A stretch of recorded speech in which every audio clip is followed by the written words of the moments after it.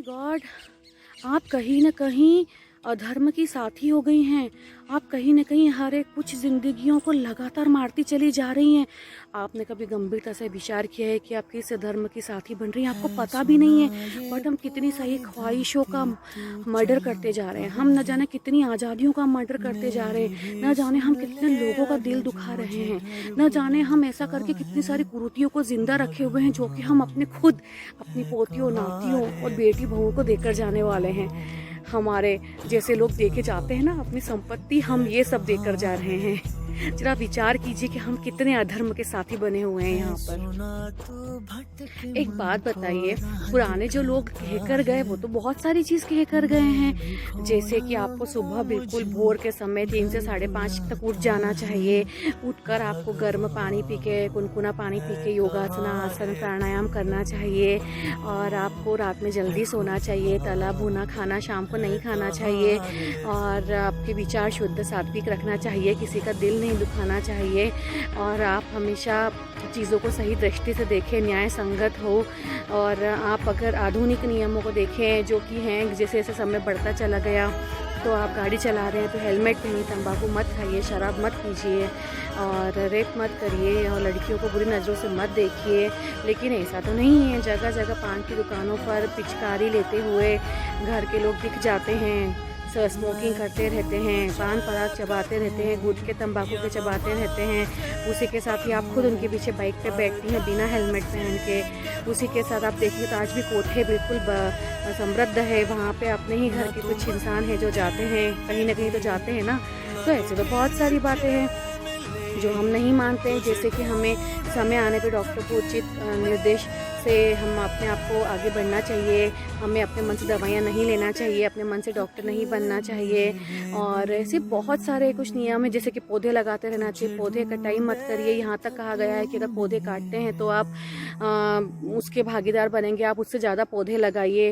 और मतलब आप ऐसे कितनी सारी ही तो चीज़ें हैं जिसको आप करते हैं, लेकिन आप हमेशा उन पुरानी बातों की नकारात्मकता को ही क्यों आगे लेकर जा रहे हैं? उसकी सकारात्मक भी तो बातें थी उस जमाने में। युगों युगों पहले भी तो हम जैसे लोग हुआ करते थे जो नकारात्मक बातों को ज़्यादा अच्छे से एब्जॉर्ब करते थे और उसे आगे बढ़ाते थे। तो उस समय भी वही सच था, वही सकारात्मकता लाना बहुत कठिन हुआ करता था। तो वो सकारात्मकता तो वहीं छूट चुकी है।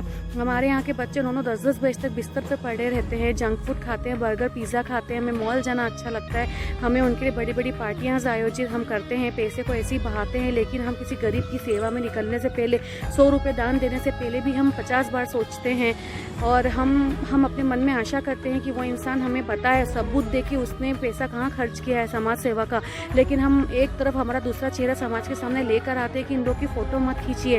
यानी कि आप चाहते क्या हैं, किस दुनिया में जी रहे हैं, ऐसा क्यों? अगर ऐसा है तो फिर आप लोगों ने कभी भी फ़्लाइट वगैरह तो लेना नहीं चाहिए ना, जब इमरजेंसी हो तब भी। अपने बच्चे को विदेश भी नहीं भेजना चाहिए, आपने बस भारत देश में ही रखना चाहिए। क्यों आप प्रगति की बात करते हैं? क्यों आप मोदी जी से, हमारी सरकार से, हमारे प्रधानमंत्री से इतनी कुछ आशाएं रखते हैं जब आप खुद बदलना नहीं चाहते हैं? इतनी बड़ी बड़ी बातें करके उल्हाने देती हैं और एक दूसरे को सबड्यूट रखने की कोशिश करती हैं। नीचे फटाफट से उंगली घुमा देती हैं, उंगली से इशारा कर देती हैं।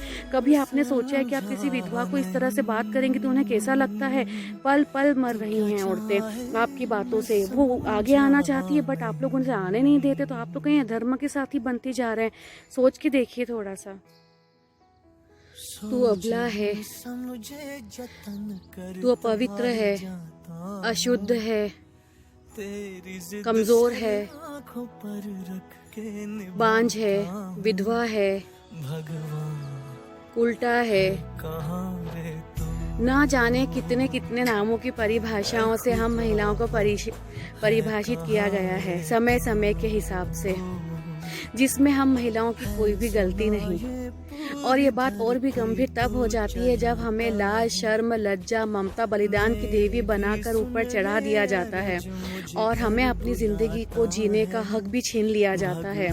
ये समाज की एक इतनी बड़ी कुरीति है जिसे पुराने रीति रिवाज के नाम पर हमारे सामने परोस दिया जाता है। और उससे भी बड़ा दुर्भाग्य, सबसे बड़ा दुर्भाग्य ये है कि एक नारी दूसरी नारी को ही ये शब्द के हिसाब से परिभाषित कर रही है, उसके पैर खींच रही है, उसे आगे बढ़ने नहीं दे रही है। हमारे यहाँ पे ये बड़ा दुर्भाग्य है कि जिसका रेप हो जाता है वो सुसाइड करता है और रेप करने वाला खुले में घूमता रहता है। इसकी बहुत बड़ी वजह है हम नारियों का साथ में संगठित नहीं होना। कितना बड़ा दुर्भाग्य है कि एक नारी होने के साथ वो इन सारे शब्दों को अपने ऊपर बहुत आसानी से लेती है जब वो इन चीज़ों से गुजरती है। और साथ ही जो दूसरी नारियां होती है समाज की, जो आगे बढ़ना चाहती है, उड़ना चाहती है, जिंदा दिली से जीना चाहती है, एक जिंदा मिसाल बनना चाहती है, उसे भी समाज की दूसरी नारियों के द्वारा अशुद्ध, अपवित्र, विधवा, बांझ के शब्दों को दिए जाने के साथ ही साथ कि वो महिला किस प्रकार से अपनी जिंदगी यापन करे, इसका निर्धारण भी समाज की दूसरी नारियों के द्वारा किया जाता है। मासिक धर्म, धर्म ही जुड़ा है इस शब्द में, तो कहाँ से ये अपवित्र और अशुद्ध हो गया जिससे पूरी सृष्टि टिकी है। थोड़ा सोच कर देखिए, जिस बच्चे से, जिस लड़के से आपका कुल दीपक वंश आगे बढ़ रहा है वही उसके पेट में उसी खून से बढ़ता है। आप जरा दिमाग लगाकर सोचिए कि अशुद्ध, अपवित्र कैसे हो गया। अगर आप आराम की बात करते हैं तो आराम दीजिए, लेकिन आराम को अंधविश्वास से मत जोड़िए। अगर वही व्यक्ति अगर किचन में क्या दहलीज पार कर पाएगा? क्या आपके फ्रिज को या आपके किचन में रखे सामान को हाथ लगा पाएगा? नहीं। अगर आपने आराम का नाम दिया है तो अपने आप से झूठ मत बोलिए, क्योंकि आप अंधविश्वासी हैं। आप नहीं चाहती कि वो टच करे, क्योंकि आपके दिमाग में है कि वो जहाँ जहाँ टच करेंगे वो सब अपवित्र हो जाएगा।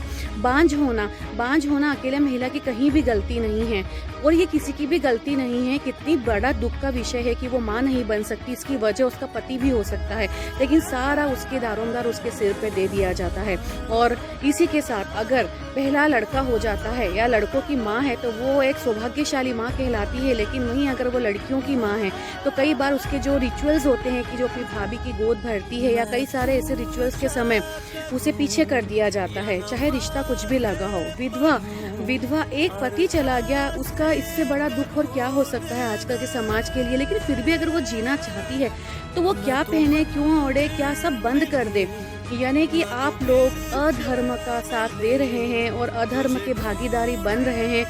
आप उसे पुराने रीति रिवाज जो कि कुरीति है आजकल की, उसके साथ जुड़कर उस महिला को न जाने कितनी महिलाओं का दिल तोड़ रही हैं। उस मासूम बच्ची को जो मासिक धर्म जिसे अभी नया नया आया है समझने की कोशिश ही कर रही है और उसे उससे पहले उसकी मानसिक दिमाग में डाल दिया कि तू अपवित्र है, अशुद्ध है, कमजोर है, विश्वास मत रख और तेरे यही नियम है। उसके साथ साथ उसे बड़ा करते जाना कि तू पराया धन है, यानी मायका तो उसके साथ छूटता ही चला जाता है।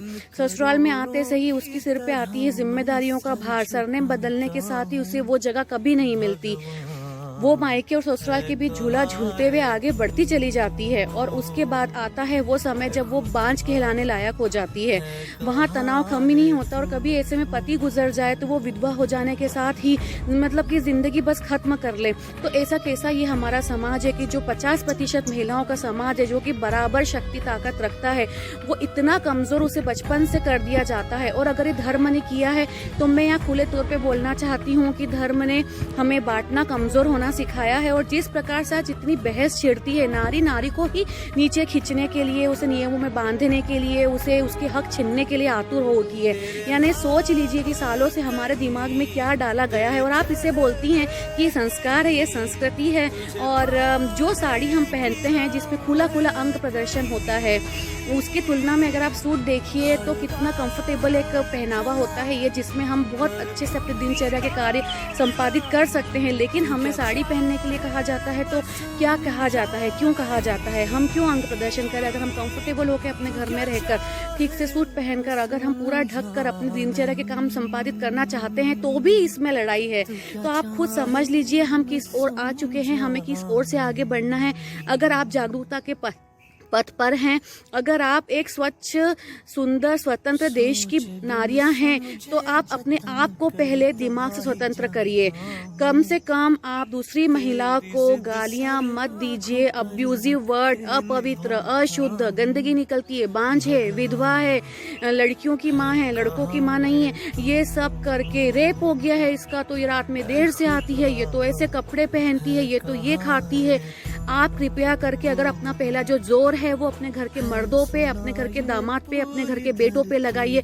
अगर वहाँ आपका चलता है, वहाँ आप तर्क संगत है, न्याय संगत है, तो ही हम आगे बात करेंगे। और कृपा करके जो महिलाएं आगे बढ़ना चाहती है जिंदगी में, उड़ान के साथ खुश होकर दूसरी महिलाओं का साथ देना चाहती है, उनको कृपया करके अपने इन अनुचित शब्दों से उनके पैरों में बेड़ियां बांधने की कोशिश बिल्कुल मत कीजिए। ये जिंदगी की एक कड़वी सच्चाई है जो कि सच है। और अगर ये धर्म सिखा रहे हैं और अगर ये पुराने रीति रिवाज है और ये हमारे संस्कार है तो ये बिल्कुल सही नहीं है। और हमारे धर्म कभी गलत हो नहीं सकते, यानी कि हमने धर्म को बहुत गलत तरीके से समझा है और उसे आगे बढ़ाया है। जय हिंद, वंदे मातरम।